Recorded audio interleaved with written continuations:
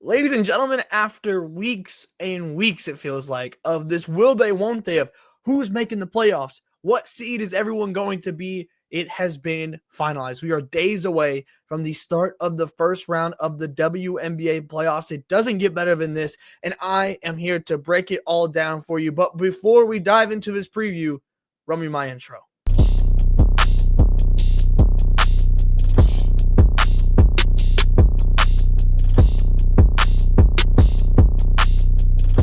Let's start off here with our number one seed, the very first game that you'll be seeing on Sunday. The Minnesota Lynx are hosting the Golden State Valkyries. And this is a series that realistically should go Minnesota's way. Like, if we're just keeping it 100% real, not to be hyperbolic or anything, it would be, and not being hyperbolic here, probably the biggest upset in WNBA history if Golden State was able to do this. The first year, an expansion franchise. I'm sure you've probably heard all of the statistics in the sense of this is the first time an expansion team has been able to make the WNBA playoffs in their first year, and the work that has been done by this staff, by the organization, by this roster has been history making, and it's set an incredibly high bar for any other team that is to come. And there's plenty down the pipeline that are coming in.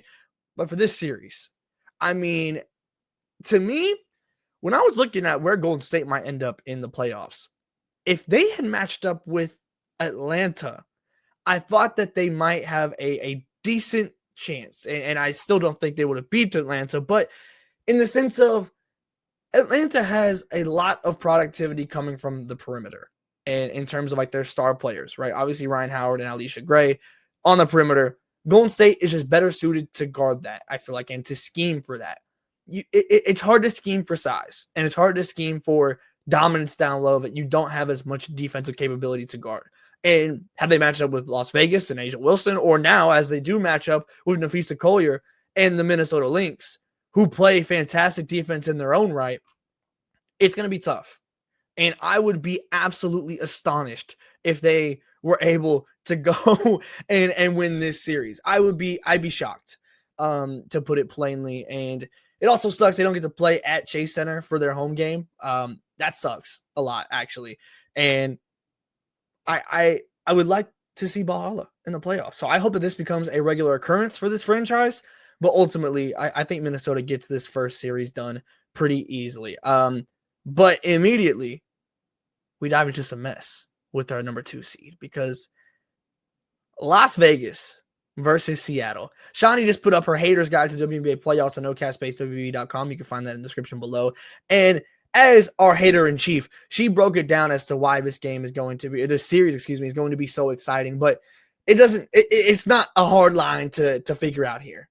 We're getting Jewell Loyd versus Skylar Diggins in the playoffs. We're getting Jewell Loyd versus the team that she just left. And we're getting A'ja Wilson and the Las Vegas Aces, who are on an absolute heater. One of the most historic heaters that we've ever seen a team be on with this win streak, going into the playoffs at their very best. We've seen in the back half of this season, Las Vegas become the definition of consistency. Ever since they lost to the Minnesota Lynx in that massive blowout, it has been win after win after win, and leading with A'ja Wilson at the charge, it's become incredibly impressive. And you look at Seattle, and you see a team that is not that. You see a team that could not be less of a consistent threat. But they are a threat. And as I was trying to think through this a little bit, because I think I've been stuck with Seattle a little bit, and I think I'm wrong in being stuck in this, but I can't shake it, that this is an old team. This is a team with players that have won before, that have led teams before. This is a team that, to me, shouldn't be inconsistent. And so I've just consistently been waiting for that switch to flip and stay flipped for Seattle. And it just has never come this season. And it's like, okay, well, if it hasn't happened yet, why would it happen in the playoffs? And I think that's a very fair question and the right question to be asking, because I don't know the answer to that. But the one route I've been able to think of in terms of how they can stop Las Vegas and pull off this upset and truly kind of live up to the potential that the Seattle Storm have on paper, the only way I think they can do that is by ignoring A'ja Wilson. Hear me out, okay? Here's where I'm thinking here. this feels like one of those ultimate let one player beat you type of games. Because Seattle has the perimeter defense to try and shut down Chelsea Gray and Jackie Young. Try. Emphasis on try. And I'm not saying that this is going to happen or I think this is going to happen, but in terms of figuring out a way to make this happen if you're Seattle, Chelsea Gray has been phenomenal over this win streak. Jackie Young has been very good over the course of this entire season. A'ja Wilson, I don't think anyone in the league stopping A'ja Wilson right now. And can she beat you on her own? Probably. But in terms of your best bet and trying to muddy this game up and force Vegas to score at a point that you score at because your half-court offense is bad, how do you do that? I think you take out the perimeter. And again, I think Seattle has the defenders to go and try and do that. Now, is that enough? Will that work? Probably not. Not with the way Vegas is playing right now. Not with the way A'ja Wilson is playing right now. Not with the way Chelsea Gray and Jackie Young are playing right now. Heck, not even the way Nalissa Smith is playing right now. And the energy that she's been able to bring. What a pickup that has become for them as someone who was very harsh on that and the asset they had to give up. I'd be shocked if Seattle does this, but I do see a path to doing it. Next, Atlanta versus Indiana. Look, it goes without saying that Indiana is lacking a lot right now. But even after all of this, they have still made their way to being the 6th seed, which is an incredible accomplishment in its own right alone. I'm not going to rule out Indiana because they have Kelsey Mitchell, who absolutely has a case to be All-WNBA first team this year. You have Aaliyah Boston, who's one of the best bigs in the WNBA.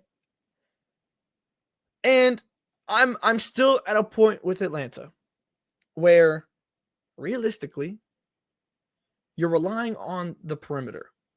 And I mean, it's going to be the same thing for Indiana in a lot of ways. But you're relying on the perimeter.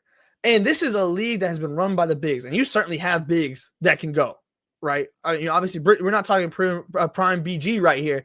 But BG can still go get you a win. Bree Jones has been really, really good over the course of this season.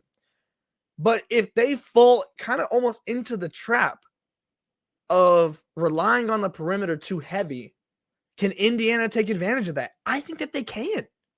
I would still pick Atlanta to win this series. I think that Indiana doesn't have enough on the perimeter defense. And I mean, obviously, you lose Sophie, you lose all your point guards. I mean, you know the story of how Indiana's season has gone in these injuries, just the horrible luck that they've had. This is an accomplishment in its own right. Could they go and make this messy and try to go pull off this upset? I see a pathway. The ability for Kelsey Mitchell to just pop off. Natasha Howard is a winning player. Aaliyah Boston has, I mean, she's dominant. When she's on, she's dominant. Can she be on against BG, against Bree Jones? That's going to be the question. I think Atlanta is just going to have a little bit too much depth in comparison to what Indiana has currently healthy and available right now. But I'm interested in seeing what playoff Atlanta looks like more than anything. And could this be a case of Atlanta beating themselves and allowing Indiana to pull this off with the star power that they do have left over from all the injuries? I'm still picking Atlanta. I think Atlanta is going to win this series, but I'm intrigued by how this could potentially go, just on the basis of how does Atlanta find the balance between the inside and the outside, which has been my question over the course of the season, to now see in the playoffs how that was going to work. We're now going to find out against Indiana. But last but not least, I am so excited for this series right here. New York, the 5 seed, which is insane to say out loud. The fact that we're actually here in New York is the 5 seed, does not even have home court advantage against the number 4 seed, Phoenix Mercury. I think New York is going to pull this series off. New York has not been great, but goodness, neither has Phoenix. As you've gone down the stretch here, and New York, to me, have players that rise in the playoffs. And New York, to me, you have players that, to me, when I think of teams that could take the biggest leap in going to the playoffs, now you're in winning time, and it's just time to figure out a way to win. New York might be that team. I think they are that team that could take the biggest leap from their current regular season standards that have been set and turn that into playoff success. It's New York. The roster is the roster in terms of the talent, but so much of what has gone down and what has been frustrating to watch in New York has been controllable. It's the effort, it's boxing out, it's, you can go down a whole list. The injuries have been the injuries, and they haven't been able to field a healthy roster till like just now, really, in its entirety. Like, so to see now New York be in this type of series against a team in Phoenix that has a lot of unproven role players, right? You have a New York team that's very, very deep now that they are healthy, incredibly deep. You have a team in Phoenix that doesn't have the proven role players. Now, can they go and prove it right now? Absolutely, but you don't have that proven role player capacity. Obviously, Kalia Copper has gone and done her thing in the playoffs. Obviously, Alyssa Thomas has helped take a team deep into the playoffs. But this feels like a team that can fall into bad habits, that the floor for Phoenix can be low, and as can it be with New York.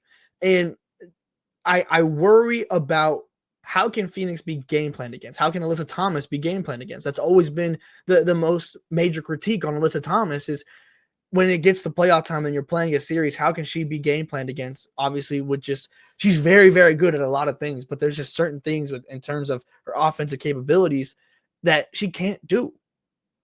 How does that get game planned against is what I'm really interested in seeing here. I think New York can take this series.